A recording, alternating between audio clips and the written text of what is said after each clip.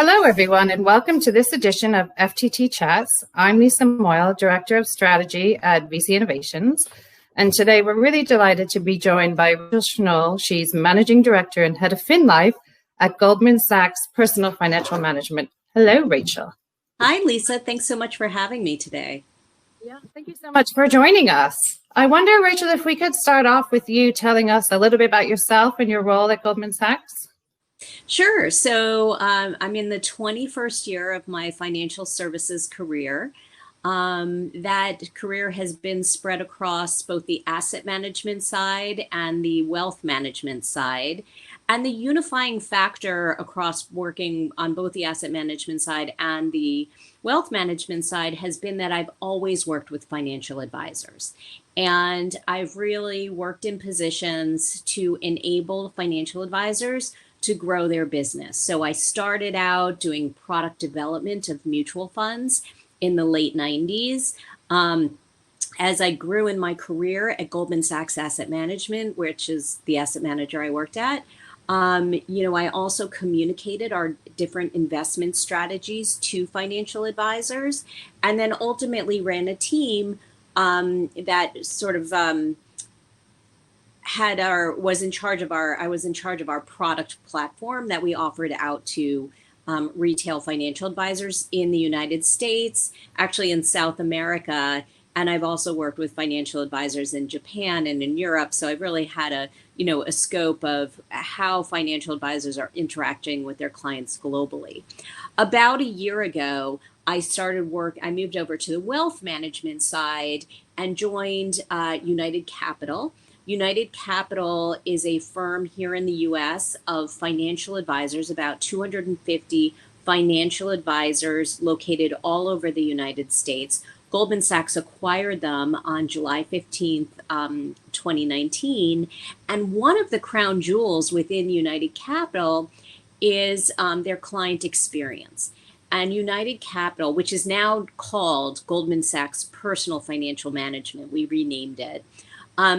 But the hallmark of United Capital, now Goldman Sachs Personal Financial Management, is really giving advisors digital tools, being on the forefront of innovation within wealth management to be able to speak to your clients in a relatable way and understand how they relate to money. And so what the FinLife platform does, I was asked to run a product that we call FinLife. What FinLife really does is it brings tools to advisors to help to know their clients better, to go digital, use those digital tools, and then ultimately grow their business. So we like to say with FinLife, go and grow. So that's kind of what I'm doing now, and it's been fantastic to go from asset management, which I have to say got a little sleepy, to something more cutting edge and innovative with digital tools for financial advisors and really helping clients lead the financial life or their one best financial life, the financial life they want to lead. That's really interesting. And, I think it's great that you have this broad perspective on kind of both sides of the industry, but picking up on some of the points you made around innovation and increased digitization in the industry, can you share with us some of your thoughts about some of the changes that, you're seeing across the wealth management industry and what you think, looking ahead, what some of those trends look like? Sure. So we have absolutely been seeing in the wealth management industry, certainly in the US, the move for advisors to get more digital. I think the current environment with the pandemic has really accelerated the need and unveiled the need for digital tools. So if there were advisors that were still on the fence and maybe hadn't gone digital yet, this was absolutely the time that said, I better get on this bandwagon. I speak to our advisors all the time, and the advisors that use FinLife are both the PFM advisors as well as independent financial advisors throughout the United States. And I've heard a number of things that really give credence to the platform. So the first thing is that for so long, financial advisors have really felt that their value proposition was investments. And we all know how difficult it is to beat benchmarks. And we also all know that in a financial downturn, or a market downturn, it's very hard to have those conversations with our clients about why my portfolio is down 10%, 20%, or whatever it is. By using a client experience tool, you've really redirected the conversation to, am I okay? Am I doing okay? What's important? What financial goals do I have in my life? What do I value? What do I want my money to do for me and for my family? And then you pivot that conversation to, even when there is a market downturn, the financial advisor can still say, you're okay. So I was talking to one of our advisors, and she said to me, this was back at the beginning of April after we'd had a huge bout of market volatility. And she said, this is the best market downturn I've ever had. And she wasn't being glib. What she was saying is that she was able to pivot the conversation away from the fact that my portfolio is down 20%, to, you're still on track to pay for your children's education. You're still on track for retirement. You're still on track to buy that lake house that you and your spouse have been saving for. So number one, the value proposition of advisors has to change, and pivot away from investments only to thinking about a client's full financial life. Number two is the going digital point that I started with. Now more than ever, and this environment has certainly shown how important it is to be digital. We had seen that clients were not always so keen on going into an advisor's office. In many cities in the United States, there's a lot of traffic. Like I talk to advisors in Los Angeles, and they say a lot of our clients don't want to come in because they don't want to deal with the traffic, which I thought was so funny. I live in New York, we take the subway, so it's a different experience. But now no one's been able to go into the office, and being able to have the meetings virtually has been great, but the advisor needs to have the tools to share what's going on with the client's portfolio while they're having that virtual meeting. And so another benefit of the client experience that we offer through FinLife is we offer an app.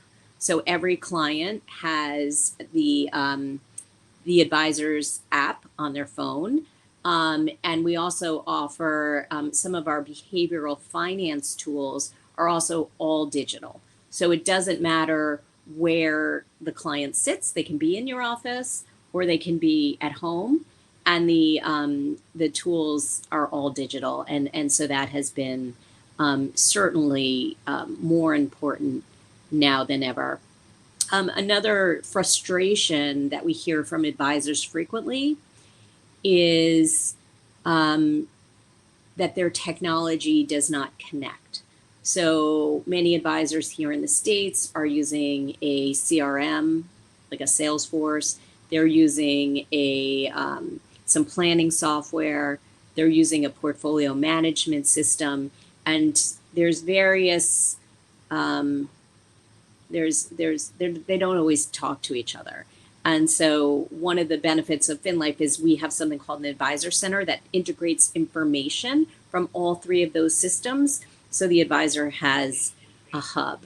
And, I was talking to another advisor who's down in Tennessee, and he was saying that when this pandemic happened and they had to work from home, he felt very prepared. And that wasn't just the FinLife technology, that was all of the technologies that they'd prepared for, but that going digital has certainly been paramount and should be at the, if it's not already, should be at the focus of every advisor's mind. So I would say, just to summarize, what are some current trends that financial advisors need to be thinking about and that we're trying to help advisors with is, number one, change your value proposition away from only investments to caring about a client's entire life. And then number two, go digital.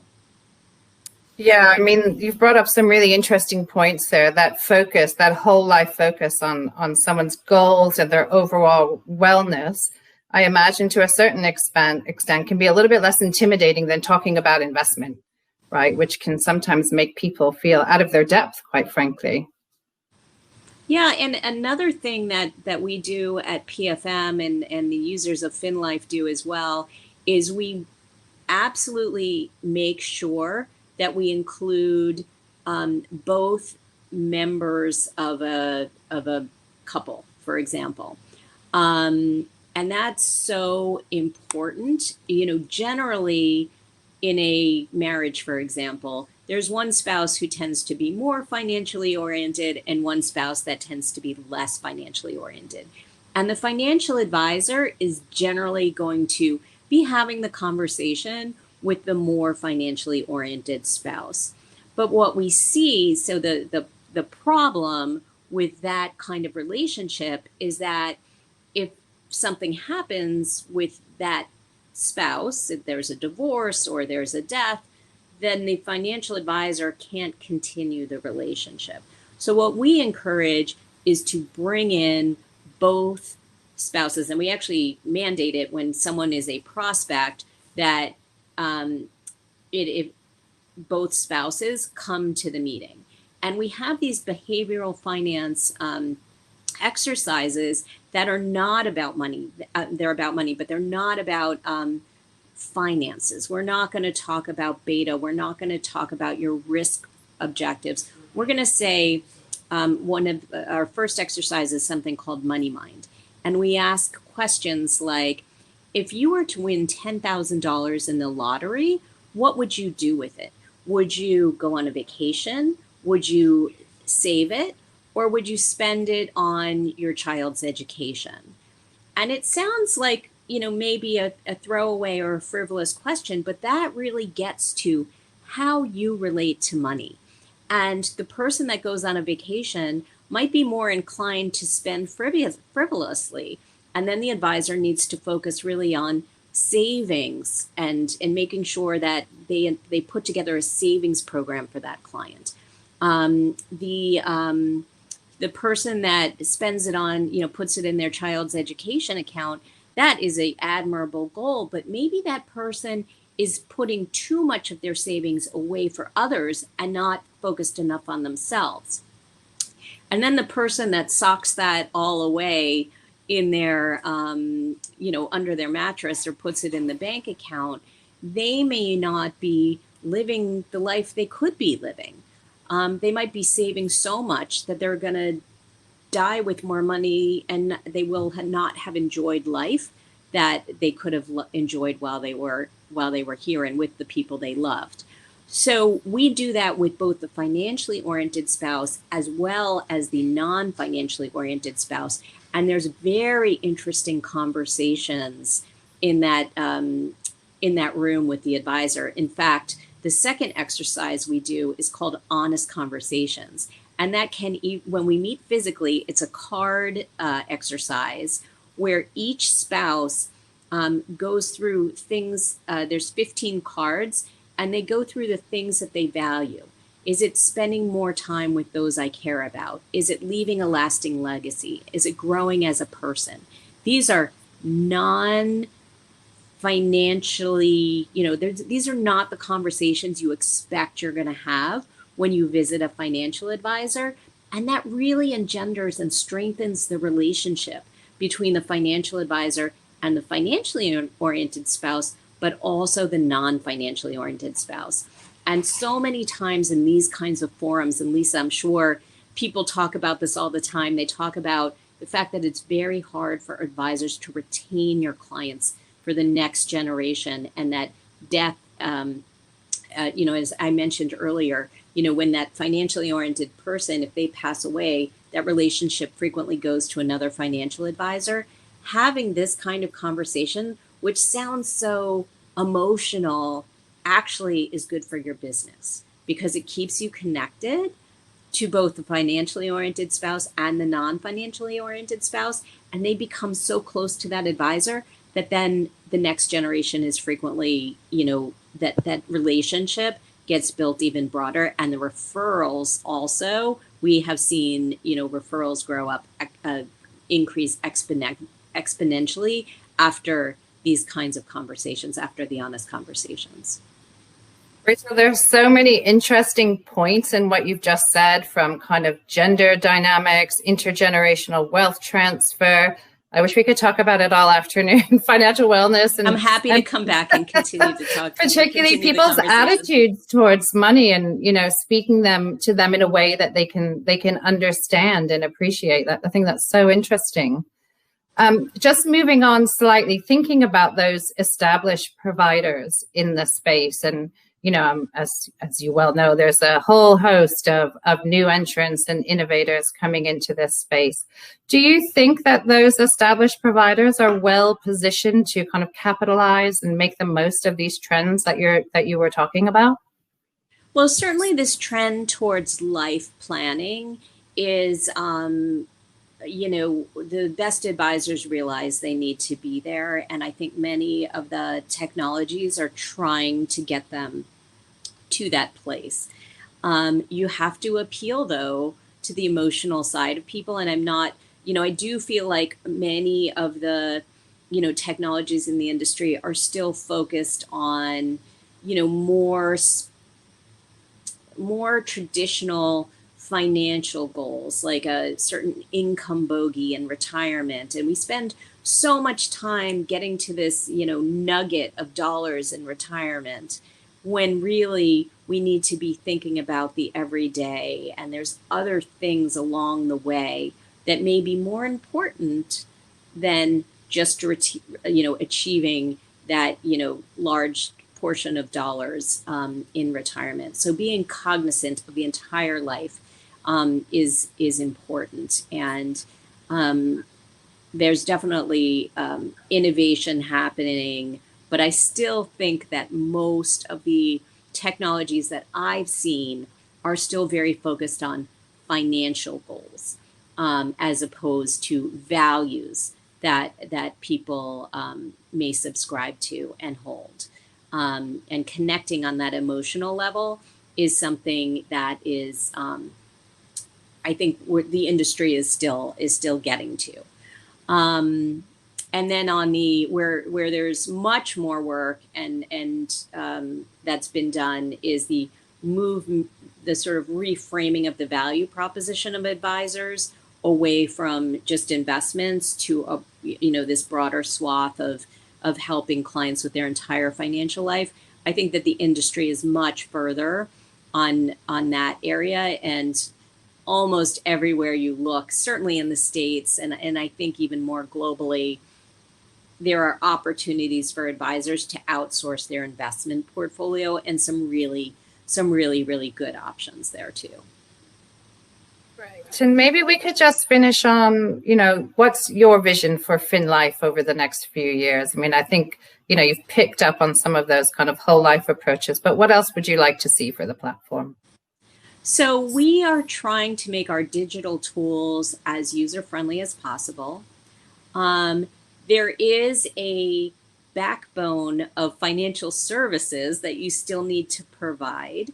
And so we are focused on creating a platform of investments, of banking, of insurance that advisors can use, and all open architecture, because number one thing advisors want is choice. The open architecture solutions to help the clients live the life that they want to live. And then, always enhancing our digital tools to bring new things to make the advisor's life easier.